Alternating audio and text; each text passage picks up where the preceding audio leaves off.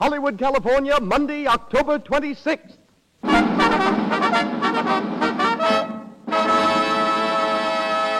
The Lux Radio Theater presents Robert Taylor and Olivia de Havilland in Saturday's Children.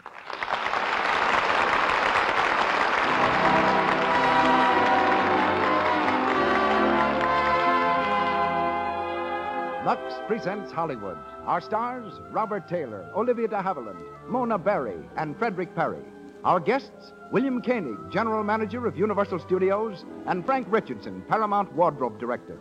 Our producer, Cecil B. DeMille. Our conductor, Louis Silvers.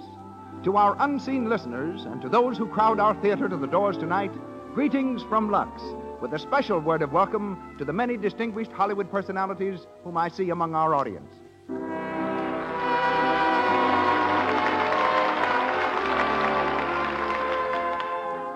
Here's a tip to every woman listening in.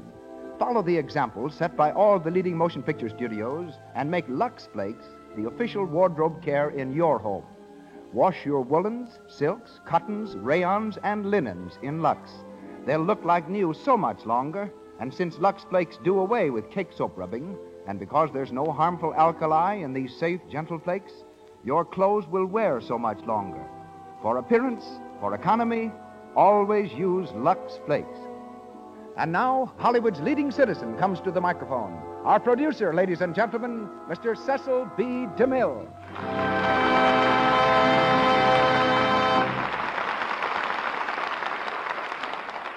Greetings from Hollywood, ladies and gentlemen. Every few years, a new personality comes to the screen, defying all its traditions of long, arduous apprenticeship, breaking every law of averages, and skyrocketing overnight to stardom. Valentino and Gable did it. So did Hepburn and Harlow.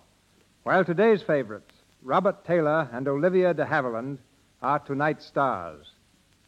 As Spangler Arlington Brew, Bob was a student at Pomona College, where he was trying to decide whether to become a concert cellist or a physician. In the meantime, he accepted the lead in a college presentation of the famous wartime drama Journey's End. A Metro-Goldwyn-Mayer studio scout saw him and talked of a screen test. Not long after, Spangler's father died, and he went back home to Beatrice, Nebraska, planning to work in a gas station. It was at his mother's insistence that he went to Hollywood and reported to the studio. He walked out with a contract, a new name, and, more important, the confidence of Louis B. Mayer. That, briefly, is Robert Taylor's biography, the next chapter of which finds him opposite Greta Garbo in Camille. Olivia de Havilland is a Max Reinhardt discovery. Engaged as an understudy for Reinhardt's stage production of A Midsummer Night's Dream, she was selected by the famous impresario to play the role of Hermia in the screen version. This opportunity was all Olivia needed. As the heroine of Captain Blood, Anthony Adverse, and The Charge of the Light Brigade, she is now internationally known. For her debut in the Lux Radio Theater, she plays the part of Bobby Harrington. Robert Taylor is heard as Rims O'Neill. Mona Berry as Florrie, Fred Perry of the original cast as Mr. Harrington, and Maxwell Anderson provides the play Saturday's Children.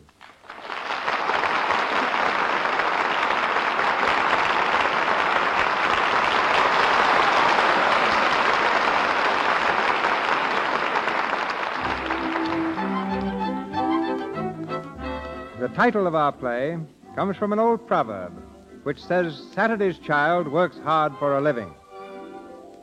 New York City, the offices of the Mengel Importing Company, Franz Mengel, president. In one of the outer rooms, a buzzer is sounding, and Bobby Harrington, Mengel's attractive young secretary, answers his call. Yes, Mr. Mengel? I've got a cable to send. Bring your notebook. Yes, sir. Sit down, Bobby.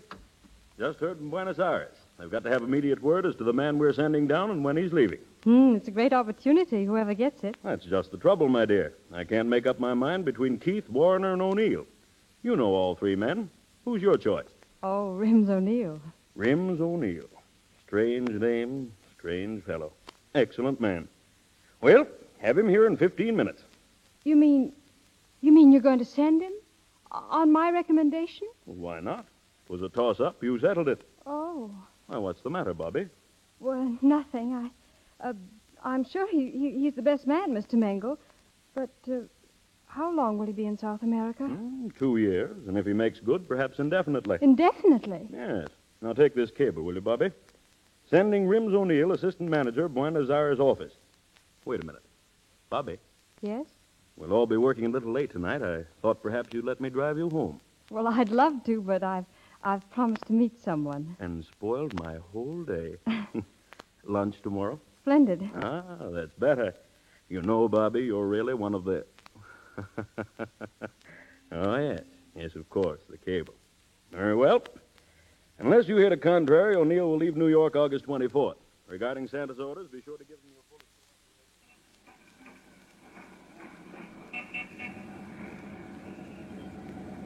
Yes, please. No, lady, number 5 bus. Number 5. Yes, please. You know, Bobby, I'm sort of glad we both had to work late tonight after all. What changed your mind, Rims? Riding home like this on top of a bus? Why not? It's kind of nice. Hey, you sure you're not in a hurry to get home? We can grab a cab, you know. Oh, I could ride like this for hours. Look up there, Rims. Right over our heads. Moon, stars. Looks as if they're on our side tonight. You're beginning to sound like a songwriter. Oh, that reminds me. I told you I had good news, Bobby. Good news? The best possible. Now, hold on tight. It's coming. Mangle is sending me to Buenos Aires. Oh. There's a boat going in 2 weeks, and I'm on it. Assistant Manager O'Neill. That's me. Oh, Rims, I'm so happy for you. Thanks. It's the best break I got since I met you. I'll miss you, Bobby. You'll be there a long time, Rims. It's so easy to forget. Well, it will be for you. Well, that's the way it should be. Forget me. Nah, I'm talking too much. I guess it's the motion of the bus. Don't stop. Why should I forget you? Well, the best reason in the world. Mangle, the boss. Why not? He's worth plenty and not a bad guy. A little old, maybe. He asked me to marry him. Marry him? Mm-hmm. When's it coming off? Never. Oh, now, wait a minute. You can do an awful lot with a bankroll like Mangle's. You better think it over. Haven't I, though? Look at me, Bobby. I won't be seeing you for a long time. Maybe never. It's like you always say, anything can happen. I don't know how to put it. I think I'm pretty quick on the trigger, and yet when it comes to... forget it. Say it, Rims. Please say it. Okay, here it is. It's 81st Street, and I'll stop. Hang on, here's where we get off.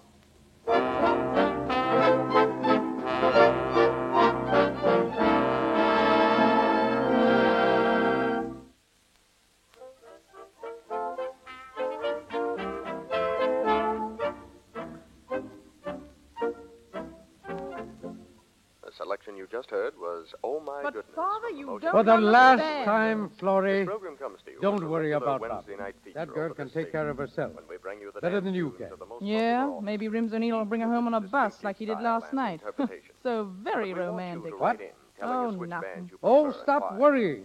Next week, She'll be we home salute the soon. football And season turn with off that songs from radio. colleges All of the country right. over. And After all, Father, she's my sister. Some member of the family's got to take an interest in her.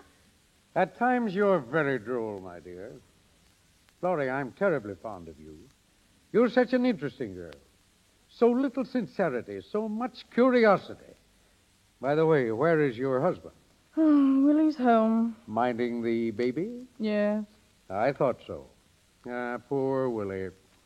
Sometimes, Father, I don't know what to make of you. You say I'm insincere. Well, if that's the truth, why am I so against Bobby going with her boss? I don't know, but there's a catch somewhere. Of course there is. Mr. Mangle's too old. All he thinks of is business. He's never home. He's... Oh, sit still, Father. I'll answer. Hello. Oh, yes, Rims. No, she isn't. Well, we're expecting her any minute. Oh, I don't know about that. You see, she's just coming home to dress. She's got a date tonight. Florrie. Shh, Father. Oh, that's a shame. Of course, she'll be glad to see you, Rims, but she won't have much time. Yes, I'll tell her just as soon as she comes in. What? Oh, you'll call back in half an hour. Okay. Well, if I don't see you, lots of luck in Buenos Aires. You are going, aren't you? Splendid. Yes, well, goodbye. Florrie, why did you tell that young fellow Bobby was going out? You know she isn't. Hello, everybody. Bobby, dear. Oh, hello, Bobby. Didn't you come in? I haven't seen you for ages. One kiss is plenty, my sweet. How's the baby? Oh, fine. Dinner? Hours ago. Bobby, Yes, Florrie, with Mr. Mangle. He talked to me for hours, and I didn't hear a word he said. Bobby, the least you could do would be to... He'll say it over again. He won't mind. And if he does, he can always fire me. Someone just phoned you, my dear. Your sister took the message. Oh, yes, Rims O'Neill. Rims? What did he say? I don't know what he said, but Florrie said plenty. Oh, first he wanted to know if you were going to be in this evening. Well, that was an easy one to answer. But you're not. You're going to a dance. With Rims? Bobby, you're so terribly innocent. I told Rims someone was taking you to a dance. Florrie, you couldn't. Now, don't get hysterical. Why, tell him you're going to be at home sitting on the edge of a chair waiting for him to call. But that's not so, Florrie. Yes, well, now run along, Father. There's something I want to say to Bobby. Again? Oh, very well. Let me know when you're ready. I'll drive you over to your place. Listen, Florrie, what right did you have telling Rims Now, that take a tip from your big sister and remember this. If you want a man to get interested in you, just let him see you going right out the front door with somebody else. Now, leave everything to me, Bobby, and before you know it, Rims O'Neill will be proposing. You're rather tiresome tonight, Florrie. Even so, I'm not through. Now, run along inside and put that new black velvet on. You were going to a dance. When Rims calls again, well, tell him to meet you someplace. Nice, quiet place. Tell him you've got a date with Fred, but you'll try and break it. You're impossible. And so are you without any decent makeup on. If you hurry, I'll help you. Well, you must think I'm mad about Rims. Well, I know you're about to lose him to the Republic of Argentina if you don't get some little sense in that pretty head. Well, I do like him, Florrie, but I also like the butcher, the man who sells the papers on the corner, and on rare occasions I even like you. All right, forget it. Don't do it. Because if you did, he might ask you to marry him. He might stay in New York, and oh, dear. It'd be such a bother to turn him down. There's an evil genius about you, Florrie. Oh, I'm beginning to weaken. It's hateful and dishonest, and I'll never forgive myself, whatever happens. Well, do as I say, and only one thing can happen.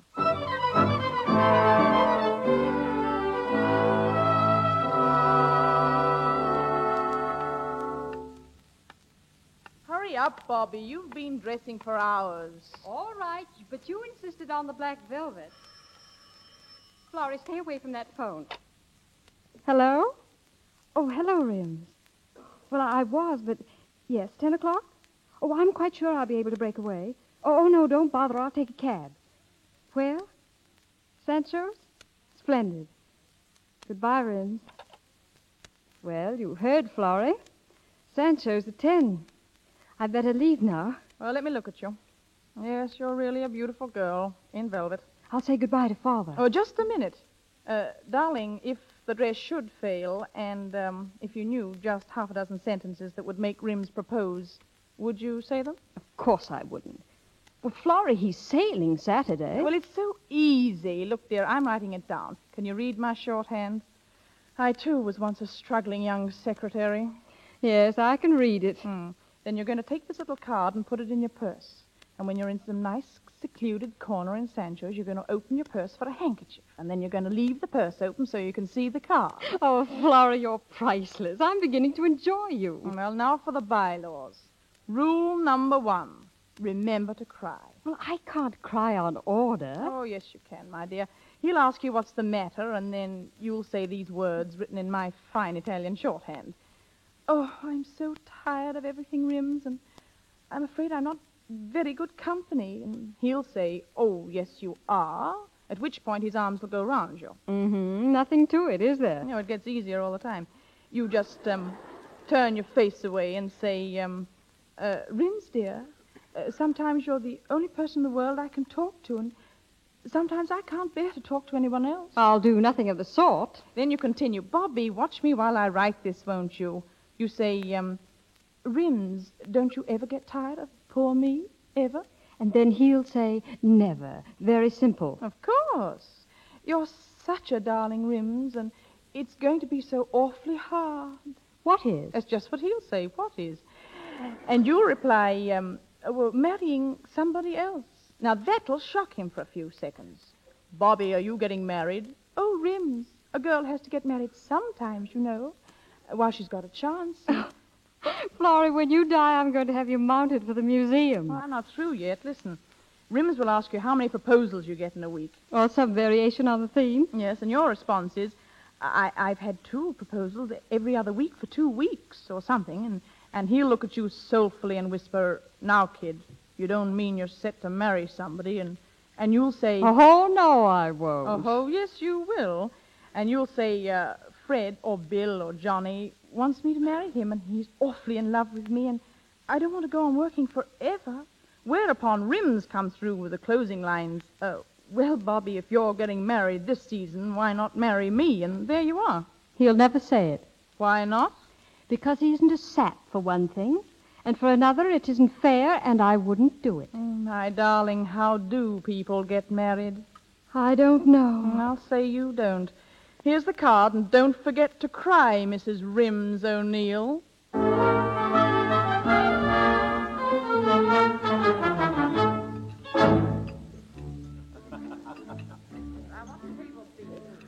This way, senor. Will this table be all right? Sure, Sancho. Swell. May I take the lady's cape? Thank you. Bobby. Hey, you're a dream in that dress. Here, stand still. Let me look at you. You like it? Do I? Why haven't I seen you in that before? Well, I just made it. You made it. Hey, I wish you'd make my clothes for me for a while. I'd have them falling for me from the third-story windows. Oh, any old clothes will do in Buenos Aires. They say they fall very easily down there. Yeah. They say it's the climate. I'll bet the climate can't raise them any sweeter than you are, because they don't come any sweeter. Oh, I've been dying to talk to you. I haven't seen you for a week, you know. Well, it isn't my fault you haven't seen me. Nobody's seen me. I haven't been able to see myself in the mirror the rate I've been traveling. I've learned more about the Argentine in the last week than I ever knew about New York. Principal cities, population, railroads, rates of exchange, taxes, politics. The works. You ought to hear old Juan giving me a quiz. So you're really going? Sure. You know, I don't know a thing about it, but Juan's been coaching me, and I've been studying so hard I haven't had a chance to get away. You know, every night I thought maybe I could get away, and then, well, something came up and I couldn't. Oh, I know. You know, I haven't seen you since, well... Think hard. Gosh, it seems like a month. Just a week ago tonight. Yes, sir, you're right. You mean I haven't seen you since that night on the bus? Really, don't you remember? This thing's got me screwy, Bobby. I wish you were coming along. Well, certainly a nice spring while it lasted, huh? The best I ever had, Rims. Yeah, me too. You know, Bobby, I'll never see a Fifth Avenue bus without thinking of you. Never. You won't see one for a while, though. Yeah, it's true. But a postcard of Grant's Tomb or Central Park would do just as well, wouldn't it? I'll send you one with an X to mark the spot on it. Which spot, though? The route sprinkled with them. Well, where you read your poem to me, for instance. Wasn't much of a poem, if you ask me. Oh, Rims, it was a lovely poem. Well, I thought it was pretty good at the time, but I guess it was pretty bad. I don't think I'll try poetry again for a while.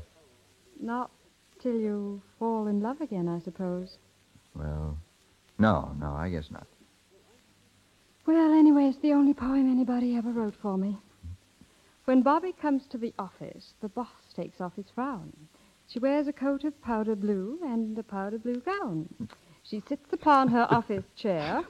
You always make me think it's good the way you say it. Oh, you've been swell, Bobby. To break a date for me like this, why? But you'll be leaving so soon, Rims. Yeah, that's why I had to see you, to talk with you. About what? Do you think it's a good thing, me going to South America? Well, it's a wonderful opportunity. Yeah, what I mean is, don't you think it's a good thing for a young fellow to see the world a little when he gets a chance so he can kind of make up his mind what he wants to do? Well, of course. Yeah, well, that's why I'm going, really. I'm not so sure it's any great shakes of an opening, but I've never been much of anywhere, and it's a chance well, it's a kind of an adventure, don't you see? Yes, I see. Yeah. Well, that's why I'm going. Yes. And Bobby, Yes. you've been wonderful to me. We did have a nice spring together, didn't we? Yeah. You've been marvelous.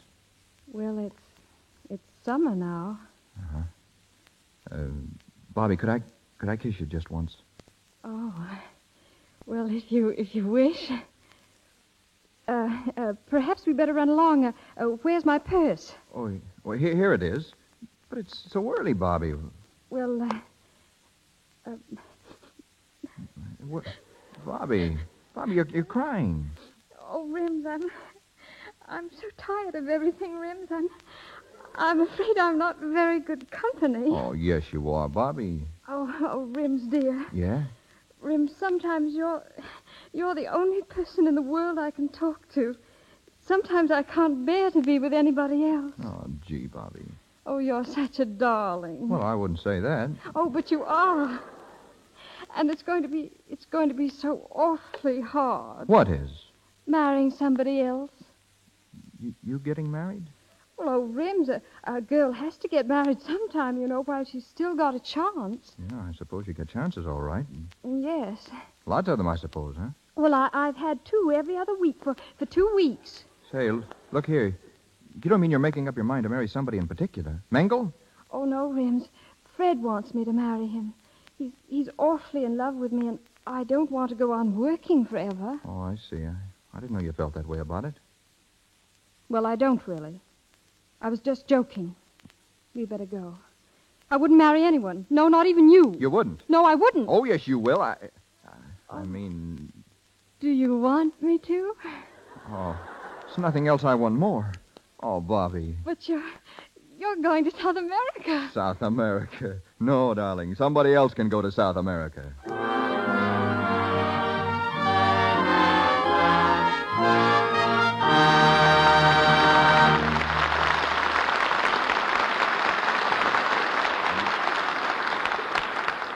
In a minute, we'll go on with the story of Saturday's Children. But first, let's look in on a bridge party in Pasadena given for Helen's birthday. A big cake with candles is being brought in. Jane and Alida are watching from the doorway. Say, Alida, do you suppose those candles are meant to fool us? Helen's 36 or she's a day. Meow. She's only 29. Oh, she must be older. No, she's not. What made you think she was? Well, her face doesn't look so old, but I always judge by hands. And Helen's hands look as if she's at least 35. Well, they're dishpan hands. It's a shame Helen doesn't use Lux. It would keep her hands soft and young-looking. Well, let's both tell her to switch to Lux. Don't let anybody you know get old-looking hands from washing dishes. They needn't if they use Lux for dishes. Tell them it's a regular beauty treatment right in the dishpan. Soaps containing harmful alkali leave hands rough, red, and work-worn. Lux has no harmful alkali to dry out the natural oils of the skin. It leaves hands soft and smooth and well-groomed. And it's a very inexpensive beauty secret. A big box will do all the dishes for over a month. That means for considerably less than a cent a day, you can use Lux for dishes. Remember to start tomorrow. And now, Mr. DeMille. Our play, Saturday's Children, starring Robert Taylor and Olivia de Havilland, with Mona Barry and Fred Perry, continues from the Lux Radio Theater.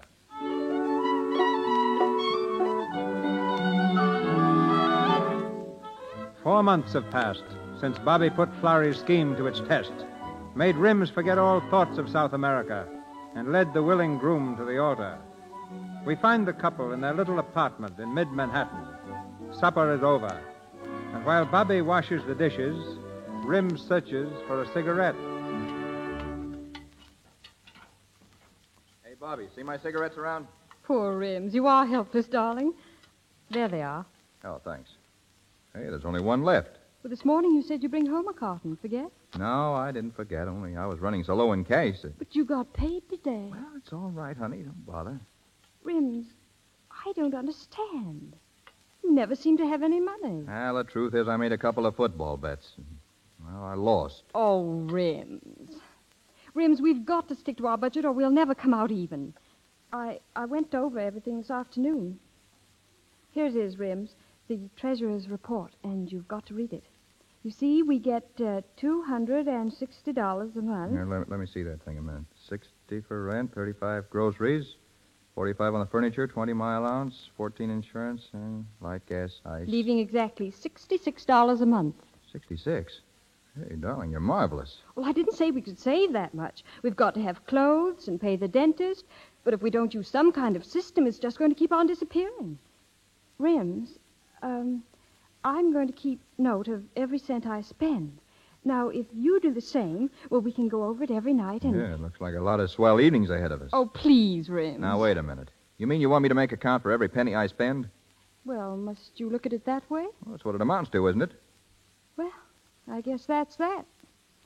I'll finish the dishes. Oh, wait a minute. Let me look at those figures. Oh, I thought something was wrong. Oh, it doesn't matter. When you say we get $260 a month, it matters. Well, Rims, I spent all afternoon checking things a dozen different ways. Yeah, but you're still wrong. I get $40 a week. That makes about $170 a month. Oh. Oh, what a fool. Where did you get $260? Well, Rims, I must be crazy. I put down 60 a week. 60? Well, you told me Mr. Mengel had spoken about a raise. Sure, he spoke about it all right. Well, I kept on thinking about the new salary. I figured everything on 60 a week. Yeah, some difference.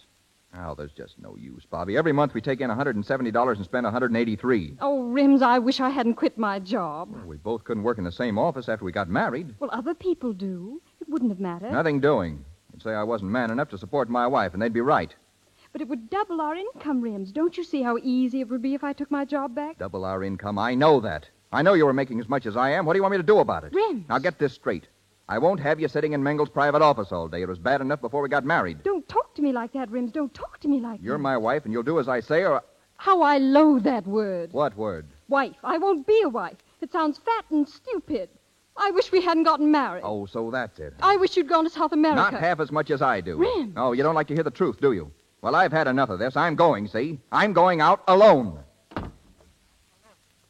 Let me have a package of cigarettes. Yes, sir. Right away. I'll get them for you. Hello, Rims. Oh, hello, Willie. How's my little brother-in-law? Where's Bobby? Home, I guess.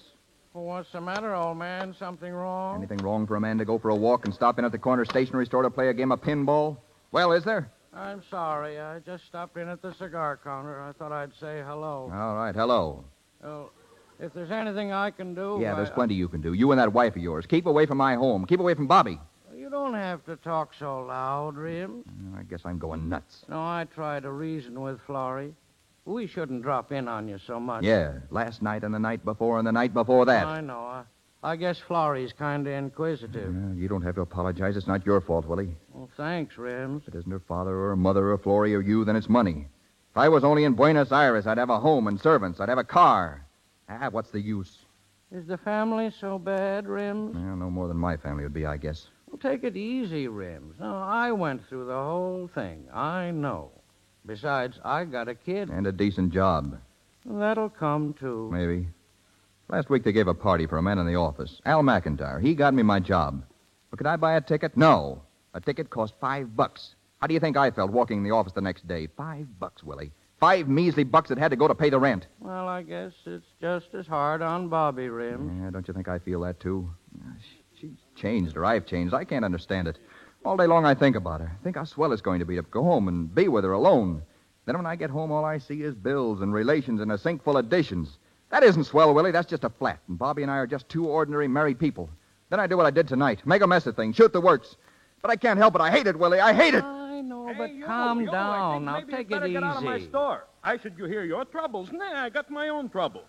Maybe you should hire a hole. Why, eh? you old... Now, listen, don't hit Hey, me, wait you- a minute you- now. Getting tough won't help you. Look, why don't you phone Bobby and tell her you're sorry, huh? Phone her. Huh? Tell her I'm sorry. Crawl. For what? For being alive? Not me. As far as I'm concerned, Bobby can... Hello. The line must be out of order. Oh, it couldn't be busy for 40 minutes. It's my house. I'm trying to get my wife. Don't you understand? How could it be busy?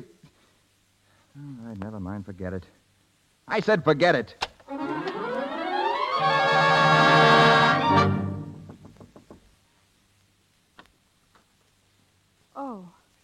Oh, come in, Florrie. Well, why the long face? Rims and I.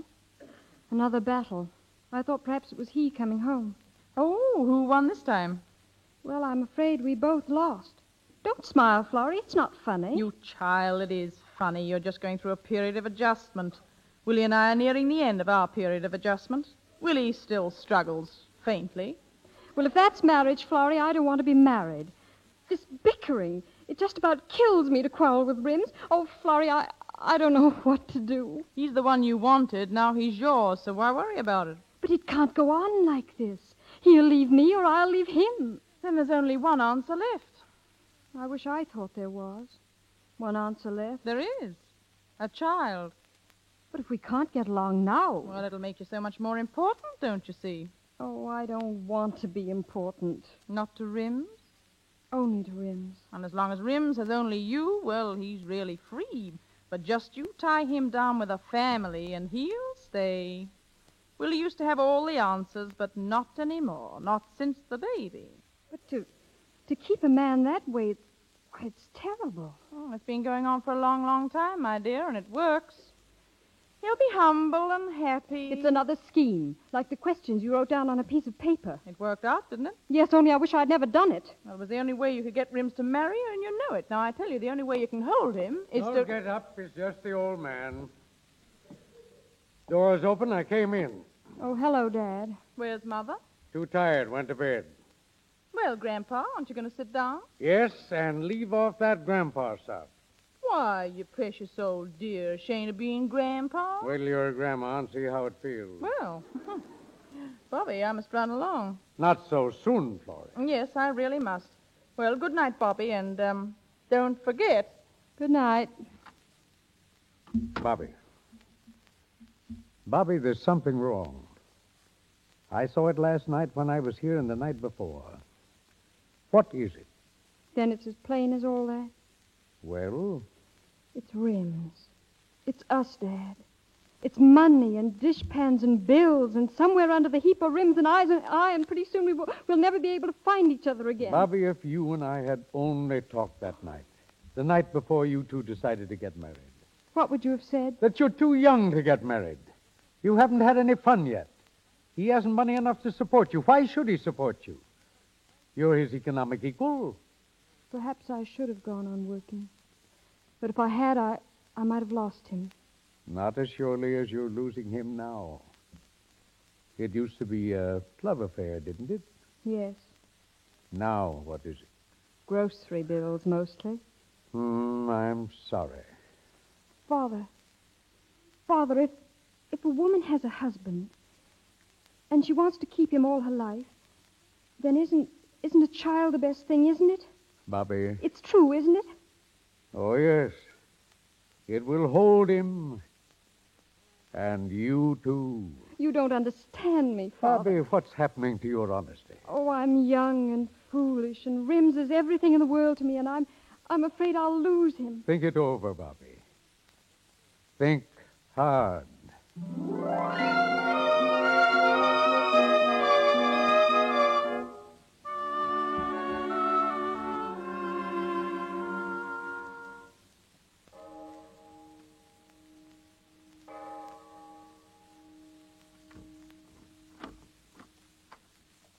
Bobby, Hello, Rims. you should have gone to bed. It's pretty late. I've had a chance to do a lot of thinking, Rims. Here alone in the dark.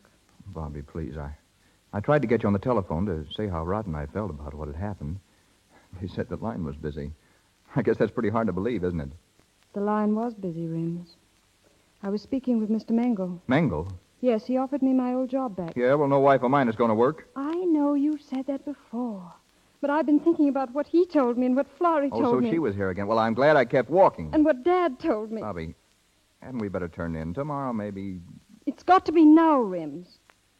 Yeah, okay. I'm being honest with you, Rims. More honest than I've been since we were married. I tricked you once. I almost tricked you a second time. Tricked me? Yes, I tricked you into marrying me. Think back, Rims. It's all so obvious. And I almost tricked you into being with me forever, whether you wanted to or not. Thank heaven that is not my conscience, too. Now, listen, Bobby. I don't know just what you're talking about, but I do know this. I've been thinking tonight, too. A man gives up a lot when he gets married. As long as he's single, he owns the earth. But when he's married, his time's not his own. His money's not his own. He's got to keep on working, whether he wants to or not. And there's the devil to pay if he spends an extra dime. Whenever I got tired of my job, I used to quit. If I didn't like one town, I tried another. Now I can't. Why not? Because I got a wife and a family. Am I a family? I won't be a wife. I won't be a family. It's me, Rims, me. All right, be yourself. Yes, you gave up a lot, and I gave up a lot to cook your meals, keep this house, and wash your dishes. And every time I get $1 for myself, I have to ask for it. It's degrading. It's your home. It's not mine. It's all yours. You earn the money, so it's all yours. That's right. Rub it in. I don't earn enough. Well, you don't. And I know what I can do. Well, you won't work for Mengel. I won't have it. I gave up a lot to keep this place going, and it's going to be the way I want it from now on. That's all I wanted to hear, Rims. I'm going. Bobby. Take care of it. It's all yours. and the dishes are still not washed. The hot water's in the right-hand tap. I'm running along, Rims, and I'm not coming back. All right, but if you work for Mengel, I quit. I don't care where you go, Rims. It's a free country. Goodbye. Bobby, don't go. Bobby.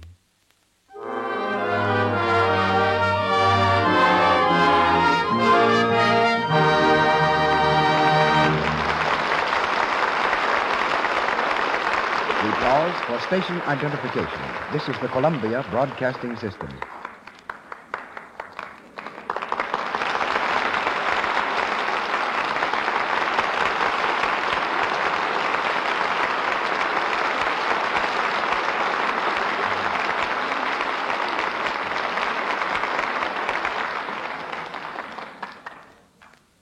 Saturday's Children, starring Robert Taylor and Olivia de Havilland, continues shortly. The population of Hollywood is only 165,000. Yet there is more clothing here than any place, except the garment center of New York. The reason is that every studio must keep a tremendous wardrobe on hand. Dressmakers, tailors, jewelers, beaders, leatherworkers, and shoemakers are constantly filling new studio orders. The results of their labors reveal the history of the world in dress. Tonight, we hear from the wardrobe director of Paramount Studio, who orders 10,000 costumes a year and knows where he can put his hand on every one of them. Ladies and gentlemen, Mr. Frank Richardson. Thank you, Mr. DeMille. It's easy to understand how costumes accumulate in the thousands. A star never wears the same dress in two pictures, while when a DeMille film is finished, we usually have to build an annex. You should be used to me by this time, Frank. We've worked together for nearly 20 years. And I think the first job you gave me was the toughest. That called for a silver-plated suit of armor in a day when there were no armors in this part of the country. Geraldine Farrar wore it and Joan the woman. It cost $2,500, and we have it yet. Still, you weren't upset when I asked for 5,000 suits of armor for the Crusades. That's because you gave me the chief armor of the Metropolitan Museum of Art to help me construct them. Aging costumes is actually a lot harder than creating new costumes. To make a new costume show wear quickly, we use blow torches, sandpaper, oil, stain, and wax. Of course, the greater part of our wardrobe, and this will interest the ladies, is made up of beautiful costumes fashioned from the daintiest and most gorgeous fabrics. That, Mr. DeMille, is where Lux comes in. We found the surest way to safeguard these costumes is by using Lux Flakes. And no wardrobe man ever goes out on location without enough flakes to take care of the company's laundry. It's not only best, it's the easiest soap to use. Well, after your success with metal costumes, I hear you're now making them out of glass. Yes, you remember we made the first glass ones for you in Forbidden Fruit. Mm-hmm. And now we're making glass hats for the dances in College Holiday, Jack Benny's new picture. Fashions in materials change almost as often as fashions in clothes. And two dresses hanging in the Paramount Wardrobe Department give a good illustration of how styles change. One costume worn by Mary Bryan is from the 1840 period. The other was used by Clara Bow. Mary's dress required 288 yards of materials. Clara Bow's only 3.5 yards. So there you are. Now to you and Lux, my appreciation and good night. Good night, Frank. Good night.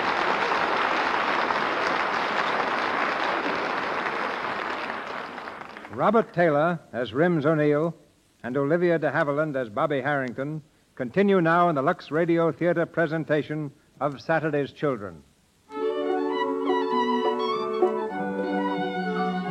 3 weeks have gone by. With their last quarrel, Bobby left Rims and is once again working for Franz Mengel. Rims has found another job. Believing that Mengel and Bobby are extending their association beyond business, Rims goes to the Mengel Company's offices. As he waits in the hall near the elevator, watching for the pair he suspects, he is greeted by a former co-worker. Say, I'm glad to see you. Coming in, aren't you? No, I'm staying out here, Keith. I'm waiting for someone. Bobby? No, maybe. Oh, I'm sorry.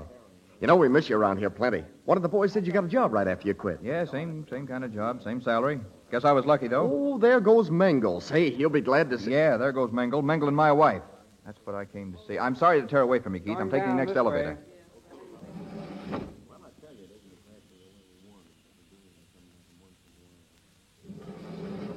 Porter, get your paper. Johnny, give me a paper, will you? Hello, Mr. O'Neill. Sure.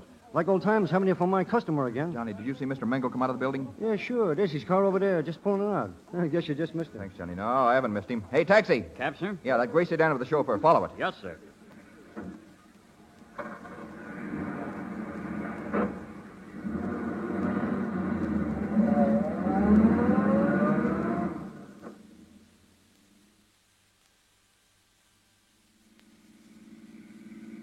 So here's where you live now, eh, Bobby? 4 doors down on the right. 4 doors down on the right, Michael. Yes. Since you refused to have dinner with me, Bobby, at least you let me escort you in. Ah, of course. But the door must be open. Door? What door? The door of my elaborate one-room suite. You should hear Mrs. Gorlick, the landlady. Hmm? When gentlemen visit, the door must always be open. At 10 o'clock, the gentlemen go. But this gentleman is going before 10 o'clock. Well, just as you say, Bobby. I'll be down in a few moments, Michael. Very good, sir. That's it just ahead, buddy. Gray sedan. Okay, here you are. Thanks.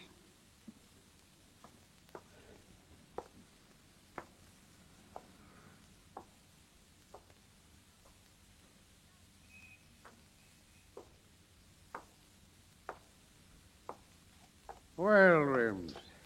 Picketing the boarding house? Oh, hello, Mr. Harrington. Bobby didn't tell me she'd been in touch with you. Are you coming up? No, I haven't been near Bobby for 3 weeks. I just followed her here. That's Mengel's car over there. He's upstairs. Rims, when are you going to learn that Mengel means nothing to Bobby?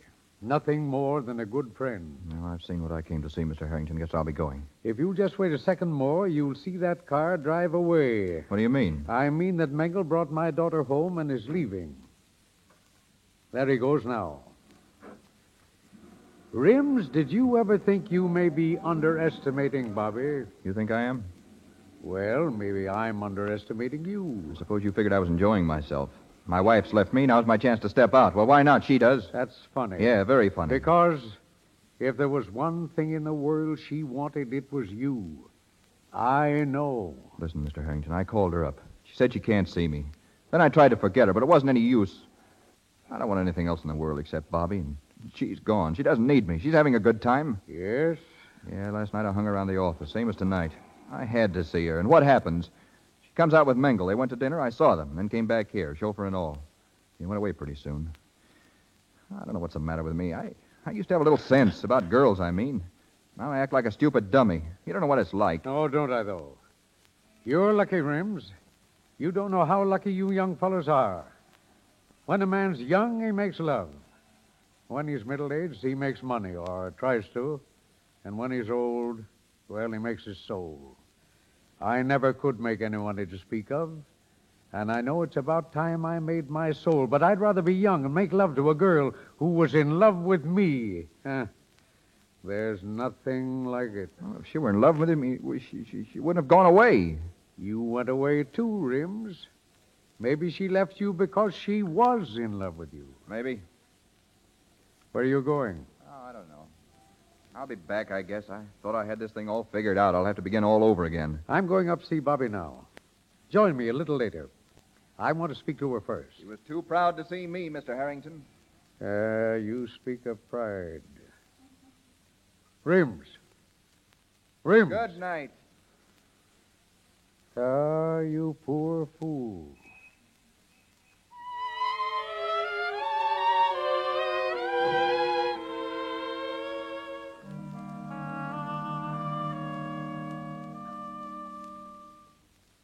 It's only a room, Dad. Not like the other house.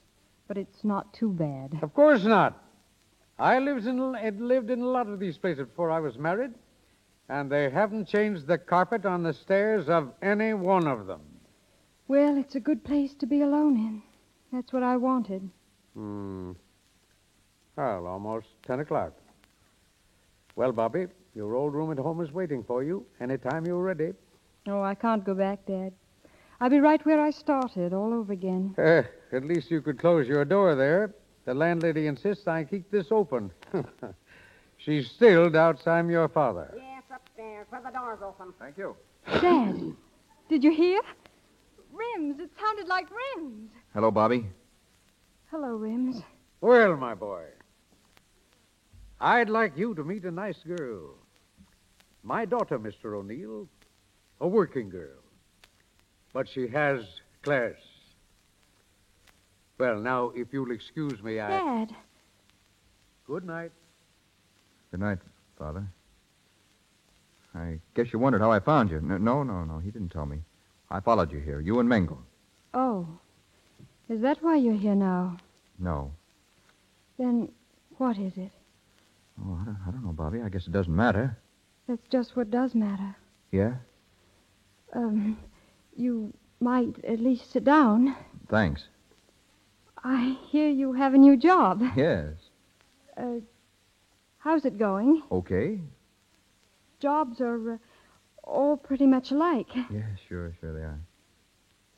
What business is it? Automatic mooring winches.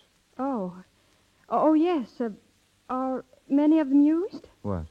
These, Automatic... Oh, yes, sure, you'd be surprised. Same salary. Really? Yeah. Oh, that's wonderful. I have to apologize for this place. It's not very... Well, you're in it, aren't you? Thanks, Rims. Bobby. Yes? I came here all set to say something, but I can't seem to find the words. What is it, Rims? Well, I came to ask you if you hadn't had enough of all this, and maybe you'd come back home now. No, Rims. What are you going to do? I don't know. Only I'm on my own now, and I'm going to use my own judgment. Such as it is. Exactly. You use yours, such as it is, and you haven't any guardian. Well, I'm sorry. You don't care about me anymore. Yes, I do. You still won't try again. No, Rims. What we wanted was a love affair, wasn't it? Just to be together and let the rest go hang. What we got was a house and bills and arguments. Do you know what I think a love affair is? It's when the whole world is trying to keep two people apart and they insist on being together. That about lets me out, doesn't it? Does it? For the 20th time, miss, Gentleman callers mean open doors, and I mean business. Another thing, it's 2 minutes after 10, and I've got to lock the front door. I forgot to tell you, Rims. Thank you, Mrs. Gorlick. Mr. O'Neill was just going. Yes, I know. The gentlemen are always just going. Well, I guess that's that. Good night. When do I see you? Whenever you like. And how do I see you? By appointment? Well, I'm not very busy. If we never had been married and I was just a girl you wanted to see sometime, how would you manage it? Well, I could call you up tomorrow and take you for a bus ride, I suppose, and then dinner at Child's. That'd be pretty nice, wouldn't it? I'd like it. Why don't you? Well, I don't want to go bus riding. Oh, Bobby, won't you come back? We could... You never really wanted to get married, did you? Tell me the truth. I wanted you. Oh, of course you did, but you didn't want a house. I wanted you, but I didn't want a house, and I don't now. How do I know you won't fall for somebody else sometime if you leave here? You don't. Oh. How do I know you won't fall for somebody else? I don't. I don't want to. Rims, you want to see me unless you just can't keep away. You used to know me so well you didn't like me. You used to know where I was and what I was doing all the time, and it was all wrong, and we won't have any more of it. All right. So, now we're really free. I said all right. I don't give a hoop about that. Well, what do you give a hoop about? How about you, darling? Can't you see it? Don't you see I can't get along without you? I can't stand being away from you all the time. I keep waking up at night thinking of you. So do I. Bobby, the house is standing there, waiting for us. No, I'm sorry. It'll just have to wait. I got you into it in the first place, and you didn't like it. And now we're out of it. But listen, that isn't a bad little house as houses go. Any house is bad enough. You have a house and you get bills and dishpans and quarrels. Is that all you got? Just about. Well, I don't know what you want. Oh, I don't either. I only know what I don't want. All right, I get it. Rims. Oh, never even said goodbye.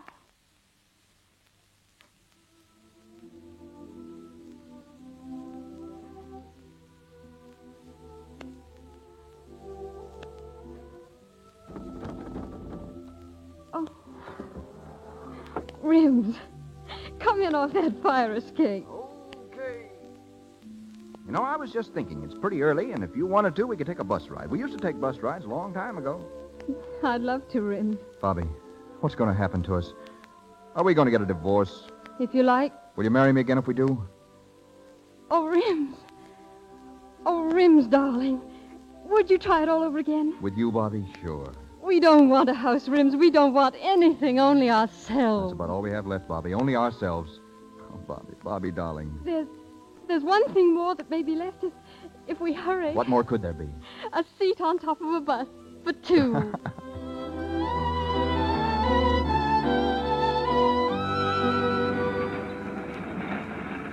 Step lively, please. I'd like to know when we get to Riverside Drive. Yes, lady. I'll tell you when we get there. Thanks.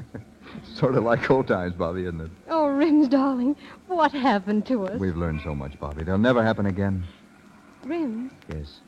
Rims, our house, it's only 2 blocks more. Bobby, let's go back, huh? Bills and dishes and all? Yeah. Oh, I love them, Rims. We'll never leave it again. I asked you this once before, Bobby. I've never meant it so much since. Yes, Rims? Do you mind if I kiss you? Oh, no, Rims.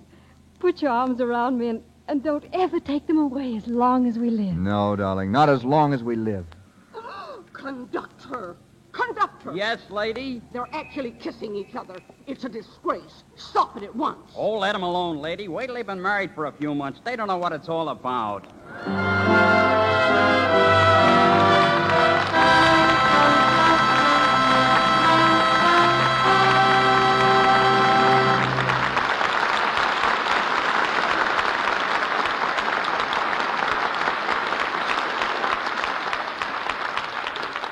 We say good night to Saturday's children, but Robert Taylor and Olivia de Havilland will be back in a moment to say good night to us. Writers, like painters, often live for their art, but have trouble making a living at it. Prior to 1913, motion pictures were all visual narrative, constructed by actors, cameramen, and directors. Stories and dramatic situations were alien to them, and writers wrote only for print or stage. Today, writers are among the highest paid of studio personnel. William Koenig is an expert on their wares. Beginning as an usher, he became a stage director, manager of leading theaters throughout the country, and for the last 15 years has been responsible for many policies vitally affecting the motion picture business. Today, he is general manager of Universal Pictures. Ladies and gentlemen, Mr. William Koenig.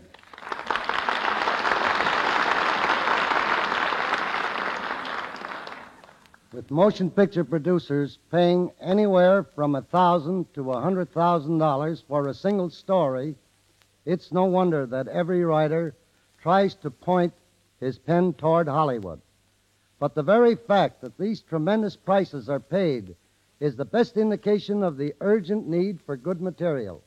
To find it, picture studios have story representatives in every major city throughout the world in addition to their Hollywood staffs. An interesting sidelight is that during the past 25 years, I know of only 2 suits for plagiarism the studios have had from established authors. Which is why more than 90% of all film material is bought from well-known writers. Once a story is purchased, it is assigned to a producer. He then turns it over to a studio writer for what is known as a treatment. Revisions are begun. Other writers called in, and the final scenario may be the work of from 3 to 10 writers. The author of a book or play seldom works on the screen version. An exception is Eric Hatch, who wrote the original story of My Man Godfrey. Mr. Hatch collaborated with Maury Riskin on the screenplay directed by Gregory LaCava. Many scenes in this film were rewritten after the picture was underway, giving it a freshness, sparkle characteristic of all LaCava pictures.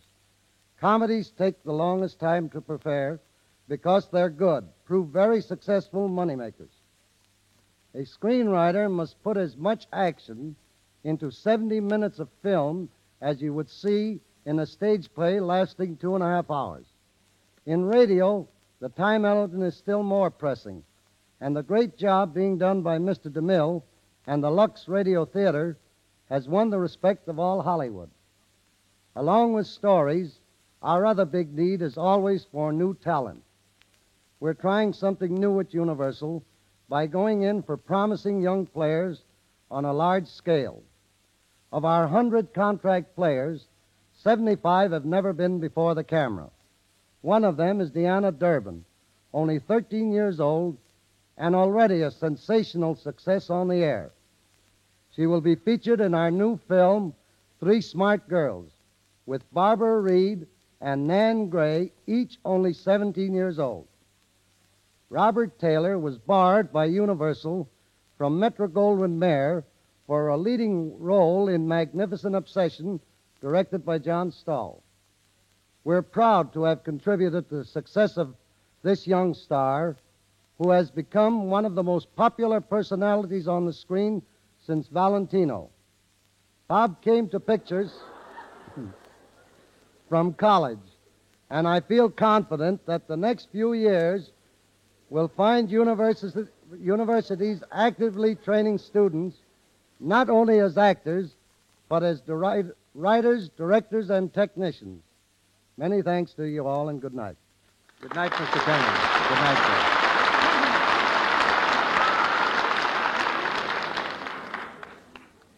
Over 30,000 people paid admissions this summer when Robert Taylor made a personal appearance in the Cotton Bowl at Dallas, Texas. So our audience tonight must reach a staggering figure, with the admirers of Olivia de Havilland swelling the total. Once again, they step before the curtain. Bob Taylor, Olivia de Havilland.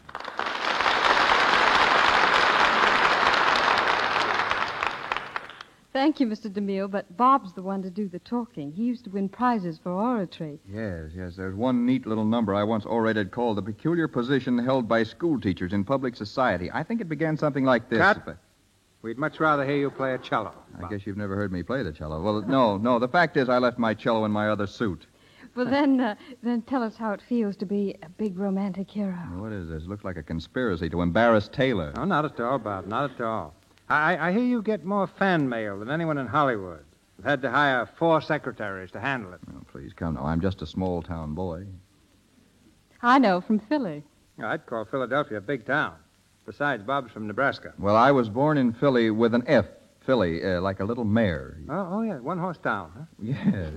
Well, we did things on the radio, though, and 2 other chaps and myself formed a trio, which we called the Harmony Boys. We sang songs for a company selling harvesting machines. Critics called us the curse of the kilocycles. But those broadcasts with the Harmony Boys gave me the confidence to appear on the top show of the air, the Lux Radio Theater. Well, after that tribute to Lux in Nebraska, you ought to say, "Oh, Yasumi Nasai." What's that mean? Well, it's one of the few things I learned as a very small girl in Tokyo. It means good night in Japanese. All right, then. Oyasumi Nasai, and many thanks. And good night in English.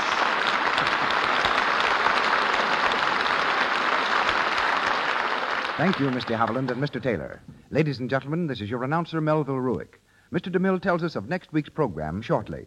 Our cast tonight included Mona Barry as Florrie, Frederick Perry as Mr. Harrington, Chester Clute as Willie, Leora Thatcher as Mrs. Gorlick, Lou Merrill as Mr. Mingle, Frank Nelson as Keith, and Ross Forrester, Robert Payton, and John Lake.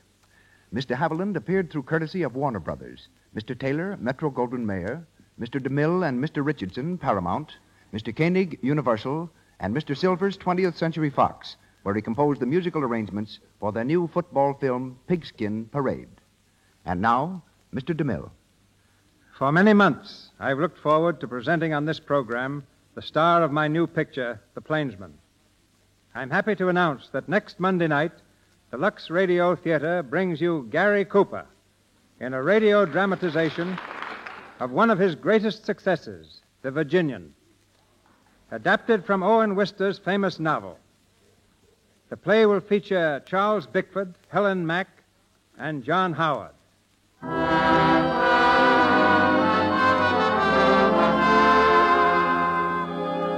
Our sponsors, the makers of Lux Flakes, join me in inviting you to be with us again next Monday night when the Lux Radio Theater presents The Virginian with Gary Cooper and an all-star cast. This is Cecil B. DeMille saying good night to you from Hollywood.